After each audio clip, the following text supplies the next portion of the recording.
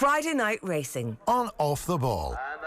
brought to you by Horse Racing Ireland. Love every racing moment. Visit hri.ie. And a very good afternoon to you. It is Friday afternoon. It's just after 3 o'clock. You're very welcome along to this week's edition of Friday Night Racing. Every Friday afternoon on OTB's social channels. That's the app, that's YouTube, that's Facebook, that's Periscope. And of course on OTB Sports Radio we broadcast live. And then of course we also rebroadcast on Friday evenings from 8 on News Talk. Johnny Ward, how are you? Hello, Ger. How are you? How's the Christmas spirit treating you? Grand. First day back where I guess restaurants and pubs are kind of all open again. So exciting times in Dublin. It's been a long time for a city that's kind of basically been a ghost town for so long. But it could be a bit of fun tonight. The weather is not great, Ger. It has to be said. It's pretty miserable. Not playing ball at all. This is Friday Night Racing here on Off the Ball. Brought to you by Horse Racing Ireland. Love every racing moment. Visit hri.ie or follow the Twitter account at HRI Racing for all the details. And you can use the hashtag every racing moment. Our guest this week is Emma Twomey. Emma, good afternoon to you. How are you? I'm good. Thank you very much for having me on. Yeah, no worries. You've got a really interesting story that we're kind of trying to get to know you a little bit better on the show today. I understand that you're somebody who's gone around the world and tried to build up your skill set that way to kind of see how they do things in other places, in particular Australia. Is that right? Yeah, so I was in Oz there about a year and a half ago, like you said, travelling around and worked a bit with horses and got a feel for how they did things over there. Was that always your intention when you were coming up, to use racing as a way to see the world, but also to see what they do in other parts of the world to improve your own skills as a jockey?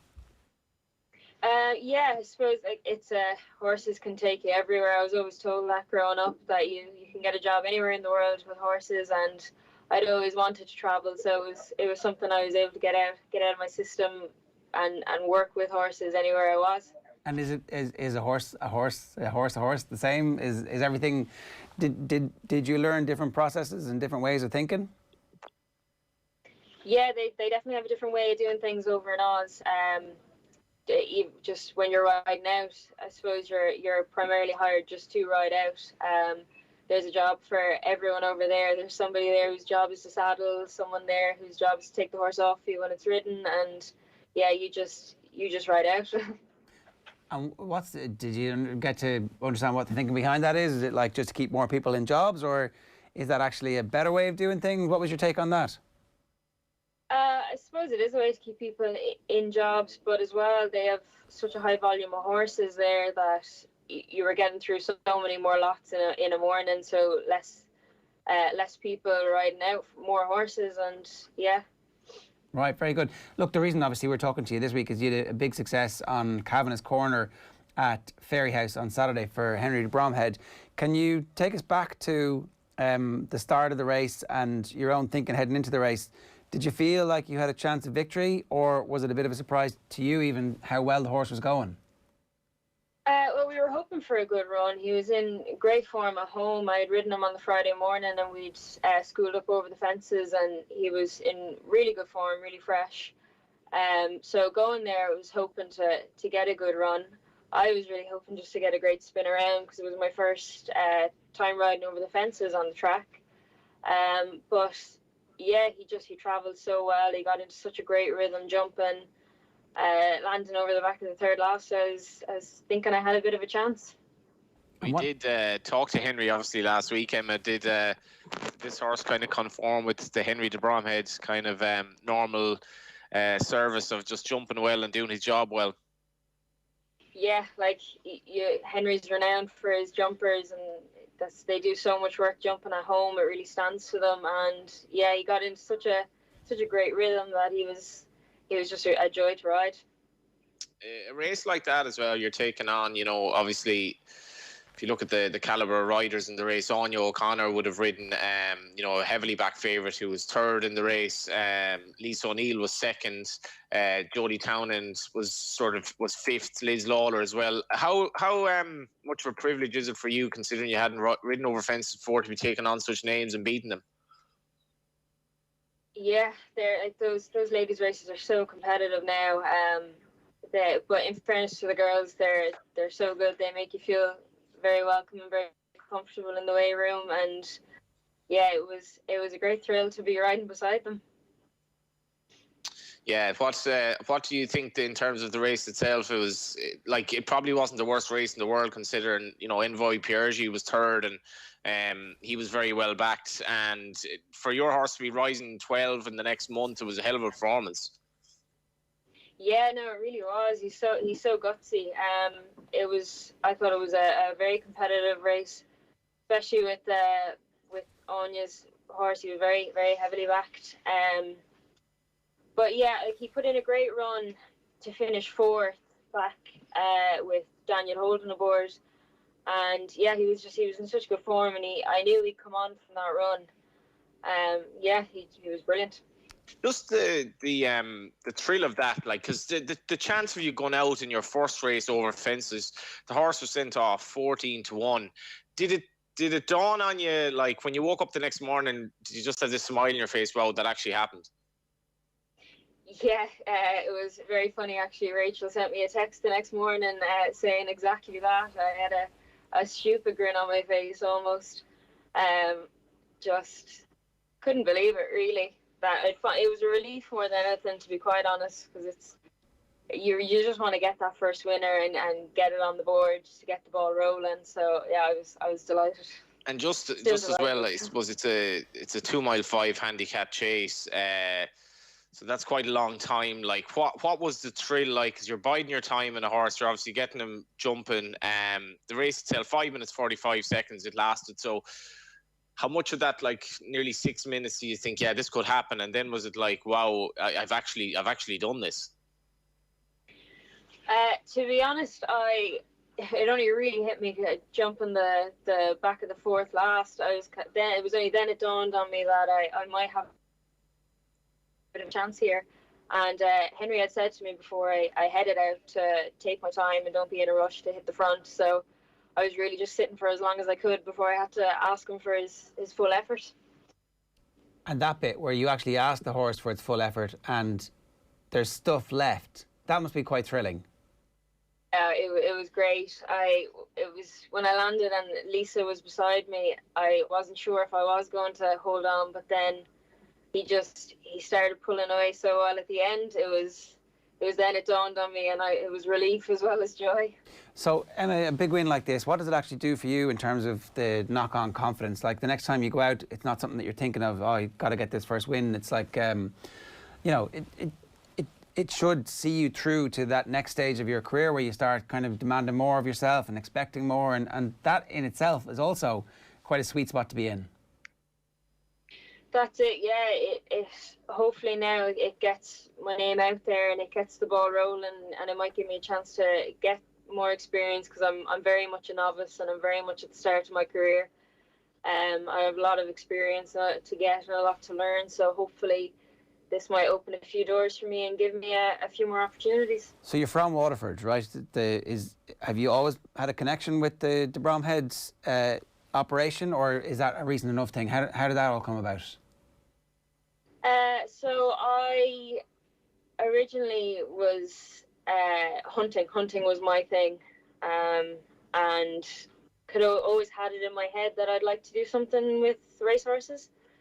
I thought riding would be a hobby more than a career, so I finished school. I started riding out for a man called Dermot Ryan. He's based in Kilmac, has pointers. And finished school and didn't really know what to do with myself, so I went to race, learned a lot there, and when I finished race I gave Henry a call, and that was the start of it about 5.5 years ago. And so you've been there ever since? Yeah, bar going travelling for a little bit, I've always found my way back to the Bromheads. Right. And so what in terms of your future as a jockey, that's the first one over hurdles, do you want to be like as far as I understand, when you take out your license, did you take out both a flat and a jumps license? I did, yeah. Just solely because my weight is, I'm only about 9 stone myself, so I can do the bottom weight and jumps, and then I can still ride a few of them on the flat, and it just gives me more options and more chances to get that experience. So I have to say, Jared, just watching back the race there, it's remarkable. It's absolutely remarkable to think that she hadn't ridden over fences before. Emma, I don't know, was it from your hunting days or your Australian days or what days, but you certainly you didn't look at all out of place for someone who was actually just riding for the first time over fences. Even the way you didn't panic when you kind of came up sides at the last. Like, were you as confident in the race as you looked? Probably not, no. But I know what Henry had said to take my time, so it was the one thing I didn't want to do was panic and blow my chances by rushing to the front too soon. In fairness to Henry, he's so good. He gives you every chance at home, school, and to get us to perfect your seat, I suppose, as much as possible. Yeah, I suppose to extrapolate on what Ger was saying there, he doesn't have that many bumper horses. Obviously, he spoke about this himself last week. He's not really big into bumpers, which obviously inhibits the chance for an amateur to have an awful lot of rides. But what are your prospects, or what are your hopes? Because you don't need to look very far when you're riding out at Henry's to see a woman who could, be something of an icon really for you in terms of what you can do in this game, not only as an amateur but as a professional. In Rachel Blackmore, obviously. Yeah, I'm very lucky where I am. Rachel's been very good to me. She's helped me in so much. I'm in a great place with Henry. We've got great horses. There's as good an opportunity there as anywhere else. Yeah, that's like. Would you? What are your plans for the year in terms of you've gotten your name out there? I'm sure there are already probably trainers who've looked at that and said, yeah, I wouldn't mind having her on my horse. Or what's your plan for the year? And are you thinking just for, I suppose, the rest of the 2020? Are you thinking of the season ahead? We're definitely thinking of the season ahead. I know everyone says when they get a winner that they want another one, but it really is true. You do just want another one and to keep it going. And I just love to get as much experience as I can now and really work on my seat and my racing position and all that. Yeah, and would you consider potentially become professional down the line? Well, I have the conditional license, so I'm serious about giving it a go. Definitely. You wouldn't be in the game otherwise. It is very competitive, but like I said, I'm very lucky to be in Henry's, and I given the opportunity to give it a go.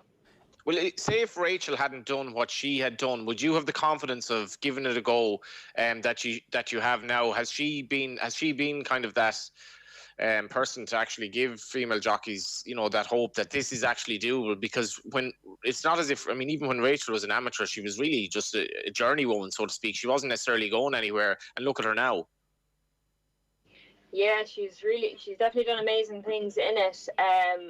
The likes of herself and Katie and Nina really removed any stigma around ladies getting their licenses and pursuing the career as a jockey. They definitely helped in that sense, but I've never really felt that I've been discriminated or anything for being a lady rider, so to speak. And yeah, I don't feel like there is any stigma there anymore about it. And are you definitely wedded to being a national hunt jockey as opposed to a flat jockey now, or do you actually manage to keep that door open? No, I do manage to pick up a few spins on the flat when I can do the weight. I enjoy riding on the flat, but my heart's always been with the jumpers. Right, and so that's where the main focus of your career is going to be now over the next couple of years.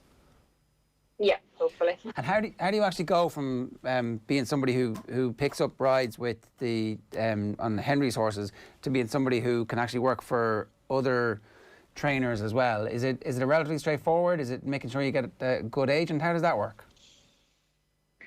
Well, I've recently gotten an agent. I've gone with Gary Cribben. So I'm hoping that will give me more options as well. It always helps to have somebody on your side to help get your name out there.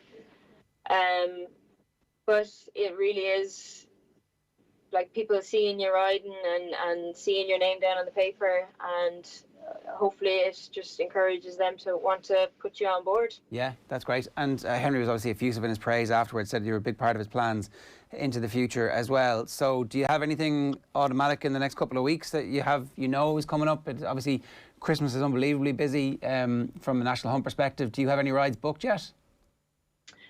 Nothing at the moment. I know there's a ladies' race in Tramore next Thursday. I'd be hoping to pick something up in that. And yeah, like you said, there's so much racing over Christmas. I'm hoping there might be a few spins there. It's a beautiful thing, Jar, actually, that the St. Stephen's Day / Boxing Day, whatever you want to call it, has 3 Irish meetings on, and it does give those jockeys that wouldn't necessarily have a lot of rides a really good chance of a kind of a somewhat high-profile winner as well. Yeah, look, Emma, it's great talking to you. Congratulations on the success. It's a brilliant start, and clearly that's all it is. It's just the start of what hopefully is going to be a very long story as well. Again, congratulations. Thanks a million for joining us on Friday Night Racing. Thanks very much for having me. I really enjoyed it. Yeah, no worries. Hopefully that helps get the name out there too. That's Emma Twomey, who, fresh from her success last weekend at that meeting in Fairyhouse. Reminder too, the HRI Awards are going to be broadcast on Racing TV on the 15th of December. The Ride of the Year award, it's going to be decided by you, the racing fans. Fran Berry has shortlisted 3 flat rides and 3 from the jumps. Voting closes this Sunday at 5 o'clock. To vote, visit hri.ie and pick your winner. Johnny, it turns out when somebody else picks horses for you or gives you like a short list, you're quite good at it. It says here you had a trifecta last weekend. Yeah, well, I suppose they were all kind of short enough prices, but it was a strange enough day at Fairyhouse because essentially you had 3 odds-on favourites in the.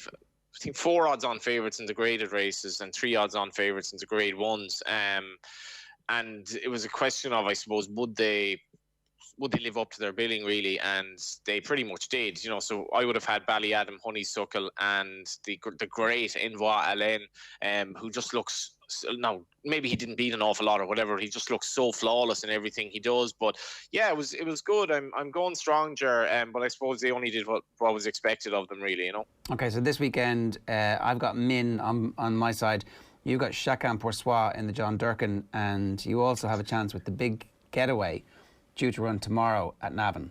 Yeah, he's very exciting, this horse. The Big Getaway and the Big Breakaway, they're obviously quite similar names, and there would have been high hopes for both of them this season. Now the Big Breakaway was actually turned over at I think 1-5 earlier on. He was very disappointing, actually. So his bubble is, I wouldn't say his bubble is burst, but his reputation is dented a bit, even though he dropped in trip. But this is a gorgeous horse. I mean, Willie Mullins unveiled Monkfish over fences last Saturday. He was a pleasure to watch when you've spent so much of the summer maybe looking at flat racing and all that, and it's great, but when you do get a reminder of the beauty and the athleticism of these horses, especially when you're doing it like Emma first time, the way he jumped Monkfish was brilliant, but the Big Getaway, I think he's just a really leggy horse. He looks like he's crying out for fences. He ran a blinder at Cheltenham last year, and he's one of the features of what is it's just a really, really good weekend's race, and that's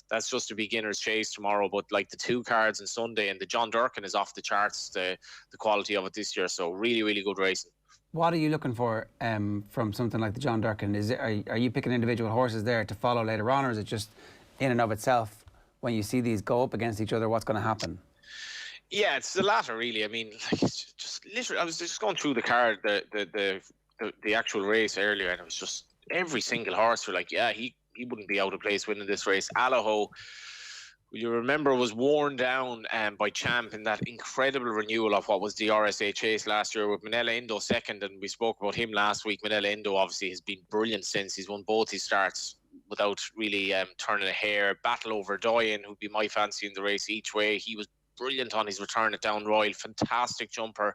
Absolutely battered Sam Crow, who reopposes. Chris's Dream would have run on the same card in a different race Down Royal, as Keith Donoghue would have recalled when we had him on recently. He got up on the Storyteller by a neck, but Chris's Dream was only denied for last week's guest, Henry de Bromhead.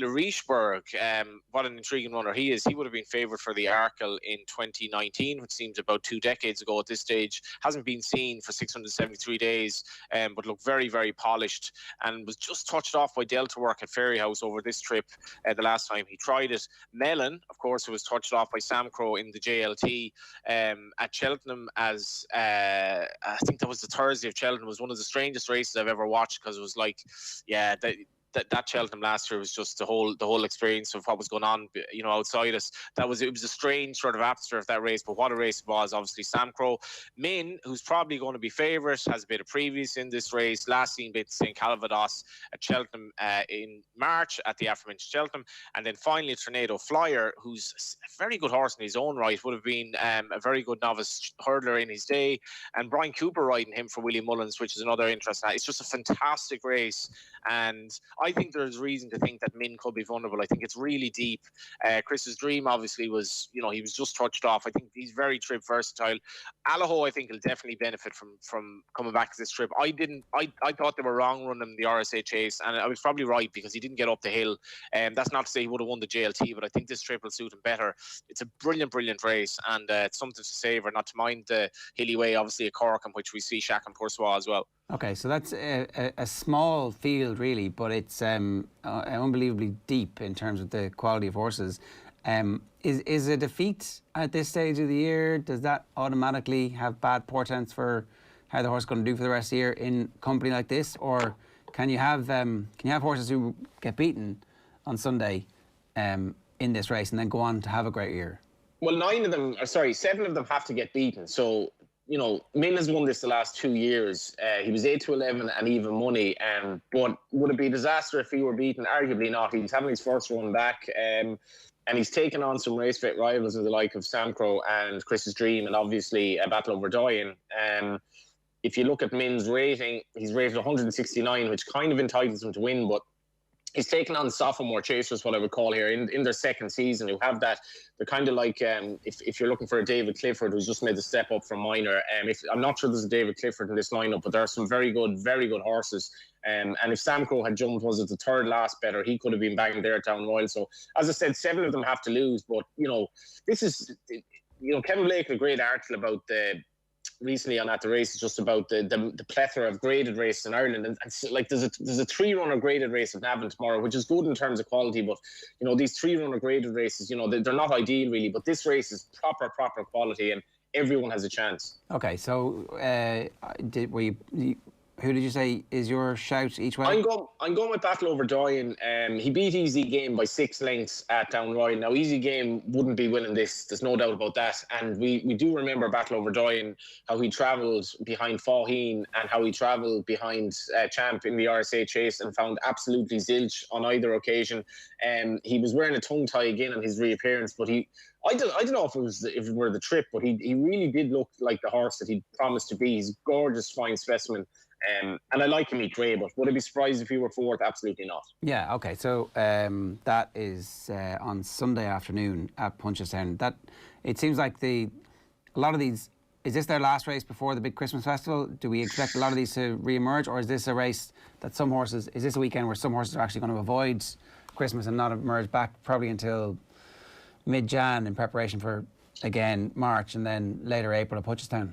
I don't like. What do we know? So today is this is the 6th of December. Yeah, like it's not. You're having Willie Mullins would be a big believer in 3 weeks between his races. Now you can obviously break the rules on that, but like Leopardstown is Leopardstown.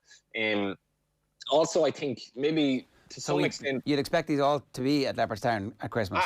There's not like maybe 1 or 2 of them could think about the King George. For example, if Allaho were to win. Well, you know, Willie's obviously sending his Gold Cup winner to Tremor, so he'd probably try to keep these horses apart. 1 or 2 of them could possibly end up in the King George if they're stepping up 3 miles, but Leopardstown will be on the ticket. And, you know, prize money is down this year as well. You kind of have to make the most of the opportunities that are there. But it's I wouldn't say there's definitely enough of a gap. It'd be very interesting to see how Laurishberg runs, because he's still only 7, and it'll be interesting to see if the fire still burns there. He shouldn't be forgotten about. And just when we talk a good bit about the strategy of actually trying to find a winning pathway for your horse until eventually, you know, you get them fully fit for the point of the absolutely huge prizes.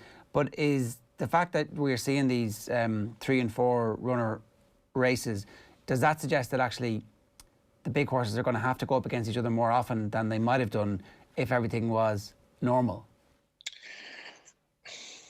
To be honest, I think we've kind of come back to normality now in terms of, in fairness to HRI, I think it's the way it dealt with the race program in terms of like a quarter of your season being literally wiped out.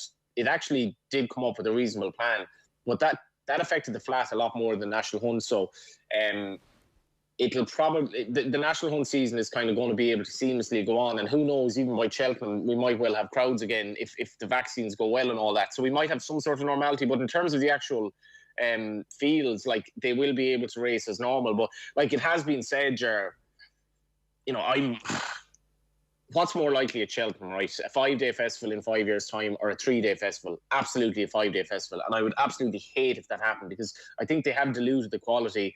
And bringing in races like, say, the JLT means that we won't get to see Envoy Allen take on Shishkin probably at Cheltenham when we should, in the Arkle or something like that. So I definitely think less is more. But in terms of the Irish competitiveness, we should have a very good season. It's just the likes of that challenge, you know, of those two taking each other on, bringing in another Amir's Chase at Cheltenham, which I think is completely superfluous. But less is more for me, to be honest. All right, well, I'm on side of Min, and you have Chacun Pour Soi in the John Durkin at Punchestown on Sunday.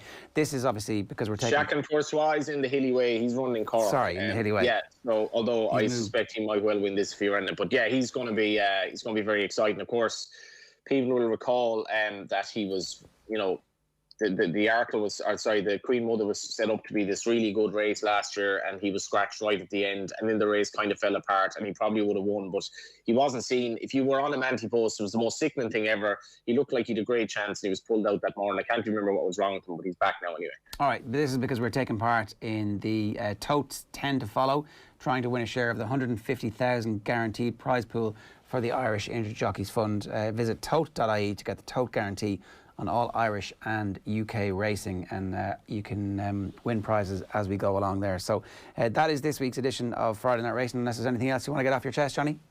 No, that's about it. Enjoy the racing, and yeah, it's going to be a cracker, really. We've just it's great to see all these proper horses, and just looking at the weather, it's going to be proper winter conditions as well. But yeah, it seems like we're gradually getting back to normality, and I think sooner or later we'll have people going racing again as well. Yeah, and we might even get you back in studio one of these days too. That'd be lovely.